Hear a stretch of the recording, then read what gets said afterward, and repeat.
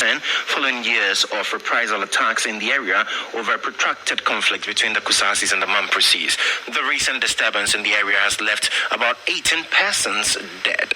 The Parliamentary Select Committee on Defence and Interior is set to visit the area when Parliament returns from recess. But what exactly are we missing in the equation in bringing an end to the protracted conflict? We'll get on the phone lines and speak to a security analyst who is also the Executive Secretary for GLOSAG, FRANCIS Ahovi, on exactly what we are missing in bringing an end to the challenge in Bawku. FRANCIS Ahovi has joined me on the phone lines now. FRANCIS, thank you so much for your time this evening. So what exactly are we missing in this whole Bawku conflict situation, seeing that it lingered for years?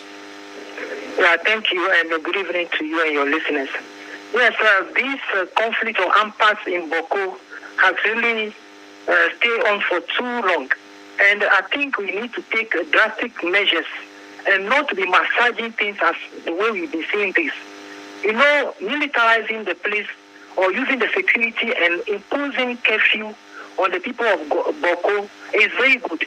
But we also think that these days we're supposed to apply what we term as a contemporary or modern measures in terms to curb this impasse or this instability that is worrying the people of Bawku, especially women and children.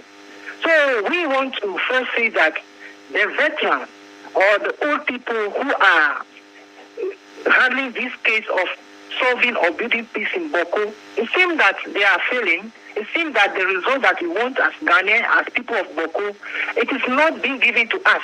So it is high time these people are changed or reinforced so that new faces appear. So we want to also add to that, for instance, we have Peace Council that play a very vital role in terms of resolving issues in the country. But we think they should be proactive than be, to take as reactive. So they should actually be proactive, and also they should be very impartial in their dealings. For instance, if government is in power, the way they approach their things should be the same. They should not be seen as people who are also politicians. Now, we're coming to, to another issue that we have seen that is that some people normally see conflict management or resolving conflict as a money-making avenue. So the more the conflict stay on, the more they also make their money. So the government or the state must identify these people who they are sending to go and solve this issue and make sure that these people have the real will and the power to actually bring the conflict to an end.